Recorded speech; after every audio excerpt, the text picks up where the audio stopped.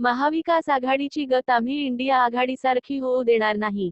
आमच्यात काही मुद्द्यांवर एकमत झाले नाही तरी आम्ही आपल्या वाटा वेगळ्या वाटा करायच्या नाही असा निर्धार केला आहे, अशा शब्दांत वंचित बहुजन आघाडीचे अध्यक्ष प्रकाश आंबेडकर यांनी मवियाच्या येथील बैठकीनंतर बोलताना सांगितले आहे.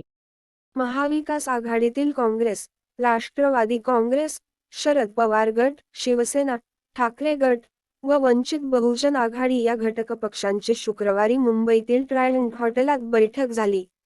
या बैठकीला वंचितच्या प्रकाश आंबेडकरांसह इतर तिन्ही पक्षांचे प्रमुख नेते उपस्थित होते. या नेत्यांनी आगामी लोकसभा निवडणुकीत भाजपशी दोनहात करण्याची रणनीती निश्चित केली. तसेच काही झाले तरी मविया फुटू न देण्याचा चंग बांधला. प्रकाश आंबेडकर काही कामानिमित्त बाहेर जाण्यासाठी ही बैठक अर्धवट सोडून बाहेर पडले. त्यांना सोडण्यासाठी काँग्रेस प्रदेशाध्यक्ष नाना पटोले व ठाकरे गटाचे खासदार संजय राऊत बाहेर आले होते.